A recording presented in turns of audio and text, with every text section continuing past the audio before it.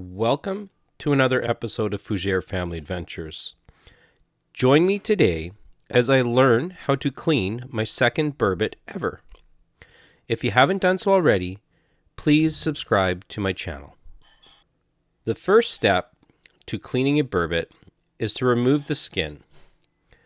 To do this, you need to cut all the way around from the back of the head, behind the fins, and all the way around the fish. This will allow you to grab the skin and pull the skin back.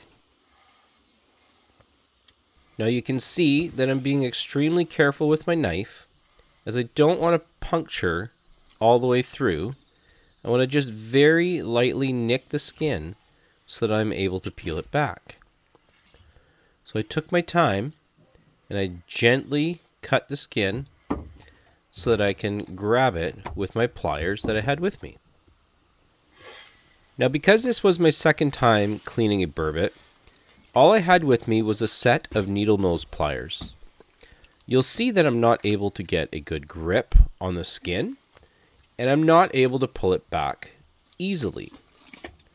Now, this burbot here was caught around midnight off of a dock at a resort that we're staying at, and it was cleaned right away. So the skin itself was fresh, and I'm not entirely sure if this is what made it difficult to pull away, but generally speaking, anything that's fresh will be easier to clean, and it'll clean quicker. So because it was slipping off, I decided to try and roll the pliers in the skin and pull it back. This gave me a little bit of leverage, but it didn't work properly.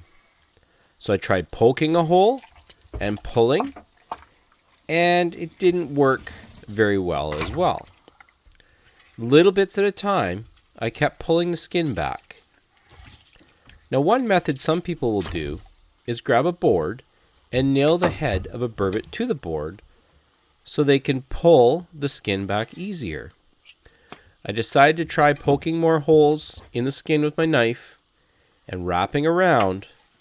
I gave it one more tug, and it was just too slippery. So it came off again. Next thing I did was I grabbed it and I actually forced the skin back with the pliers. So little by little, I was able to get the skin off.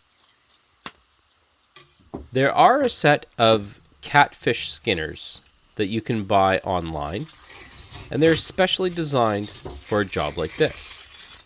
So I picked up a pair, and I'm ready to give it a try this next burbot season. So this is what you're left with after removing the skin. Now, a burbot does not fillet like most fish. It has a lot of rib bones, and you need to make sure that you follow the rib bones down on each side of the body and cut out a chunk of meat that would turn into a fillet. To get each fillet off, you need to find the backbone and put your knife in on one side of it and slide it down. A burbot fillet does not come off like most fish. The rib bones actually come out quicker and then drop down. So you need to follow those rib bones as close as you can to get the most amount of meat off the fish.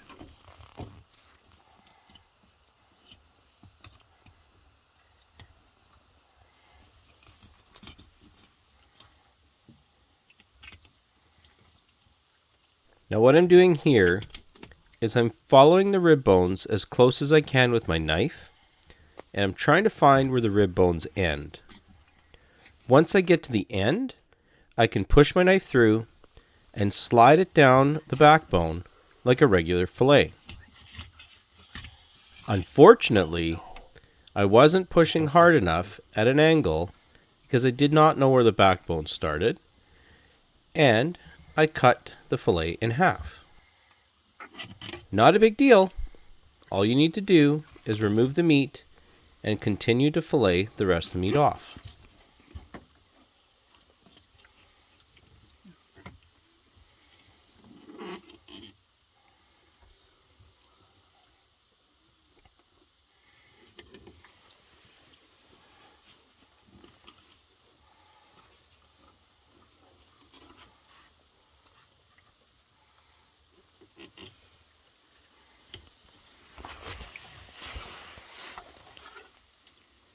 Oh. Let's say this is stomach.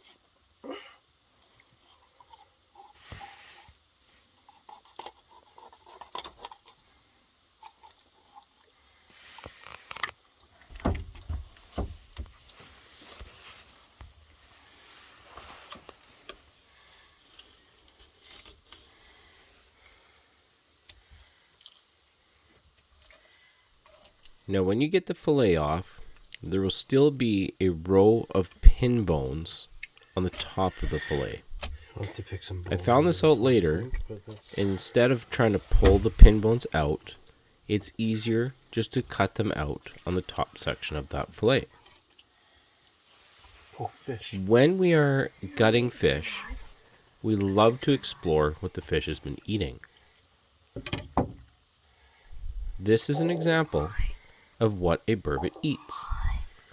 We're thinking it was a baby kokanee. That's what they eat. So again, on the other side, we're filleting this off as close to the rib bones as I can. I found it difficult because I wasn't comfortable filleting this fish, and the tail kept flopping back over and getting in the way.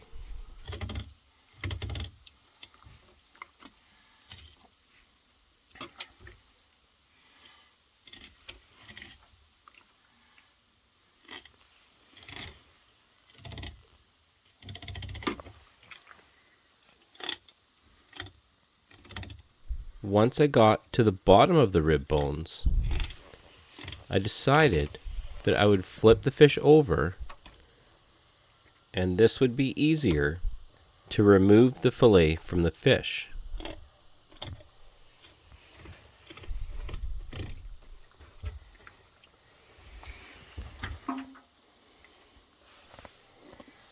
You can see here that I'm following rib bones all the way down. I'm trying to get as much meat off this fillet as I can, and following the rib bones to the very end, and I was able to remove the most amount of meat possible.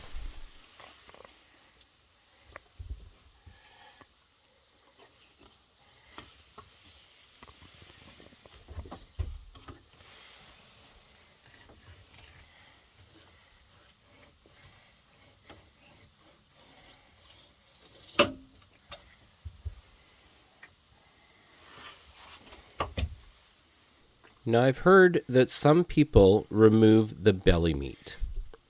The belly meat of a burbot is comparable to calamari. Some people like it, some people don't, so we decided to remove the belly meat and give it a try. Surprisingly, when we ate this belly meat, we enjoyed it, and I look forward to removing the belly meat again. Thank you for watching. If you enjoyed this video, please subscribe to my channel.